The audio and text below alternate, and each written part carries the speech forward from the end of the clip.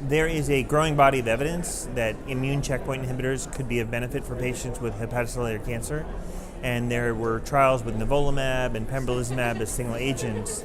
And so we also initiated the Cemiplimab study, which is a novel anti-PD-1 antibody that actually was just recently FDA approved for another indication.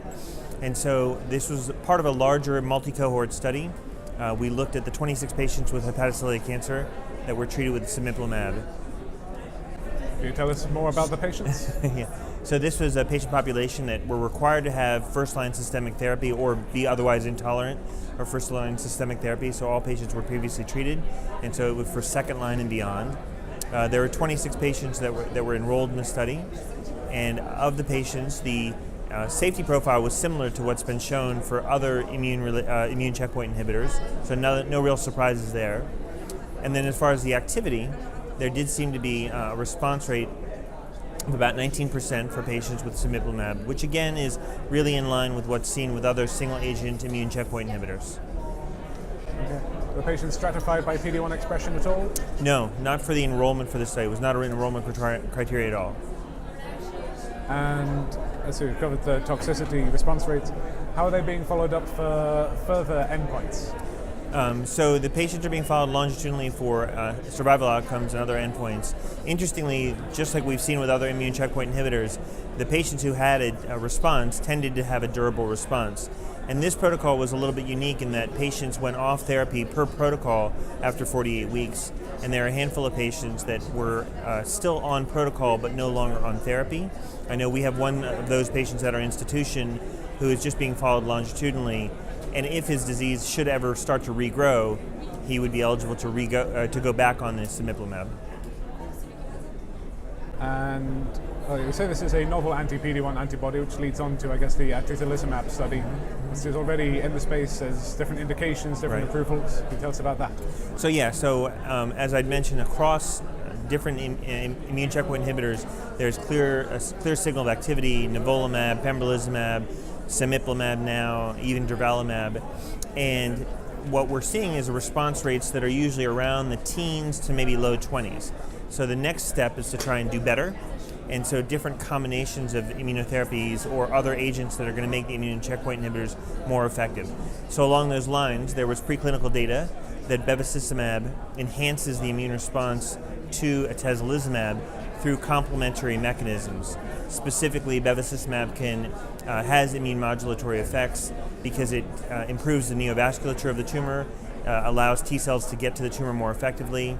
It can also decrease the VEGF-mediated activity on immunosuppressive cells so that it slows down the activity of myeloid-derived suppressor cells and T regulatory cells. It acts to increase differentiation of dendritic cells, and all of these work together to enhance the T cell activation from the immune checkpoint inhibitor, in this case atezolizumab. And so there would be hope that there would be some combinatorial benefit from the two drugs given together.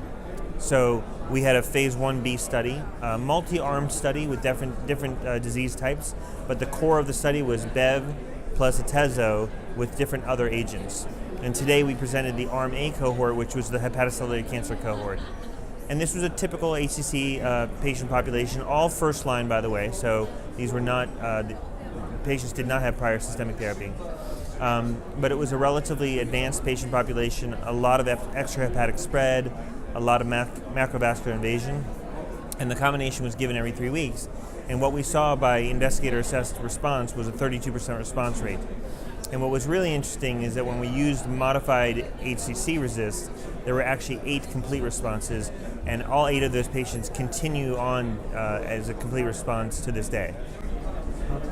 Any significant adverse events in these trials? No, we saw adverse events that were, again, expected for what we would see with either of the single agents. So, for example, there were immune-related adverse events to a rate that is very typically seen in other atezolizumab-based studies. Similarly, there were hypertensive events that are often seen with bevacizumab, but there was no real clear signal of significant increased adverse events for the combination. Okay. And you mentioned this is a multi-arm study with the core being in hepatocellular. What are the plans for expansion into other arms or just recruiting more patients into the early study? So there is a gastroesophageal arm and there's a pancreatic arm. Those two are kind of in their own separate silos.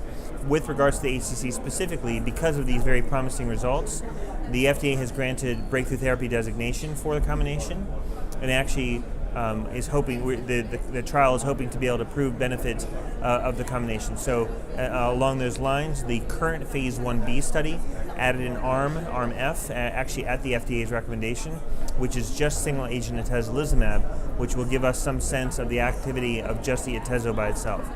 But in parallel, there has been opened and is open to accrual the phase 3 IMbrave 150 study that is testing bev-atezo versus first-line standard of care therapy, sorafenib, in a fairly large number of patients. And that's a multinational ongoing study.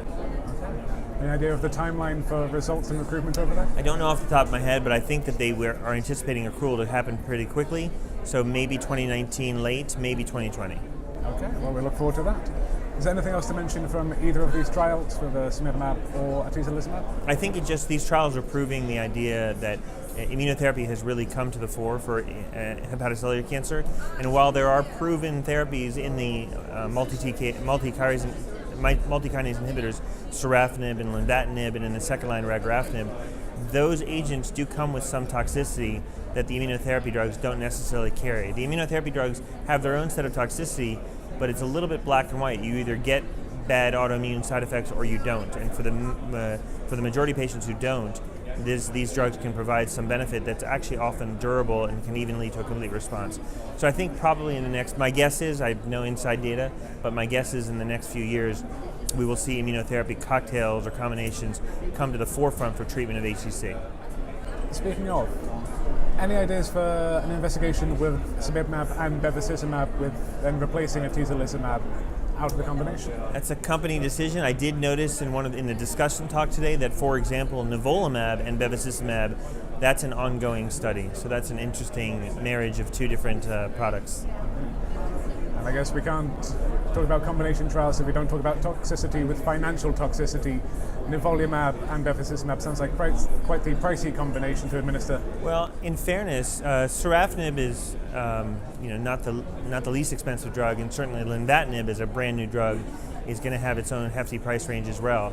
So I think that the immune checkpoint inhibitors are expensive, but they're not actually outrageously out of the realm of even a lot of the oral agents. I think one of the issues with these drugs, interestingly, will be that they are working and patients are going to need to be on them for a long time. So it's not really about the single monthly price of the drug, but it's about the price of being able to keep a patient on therapy for a year or 2 years or longer.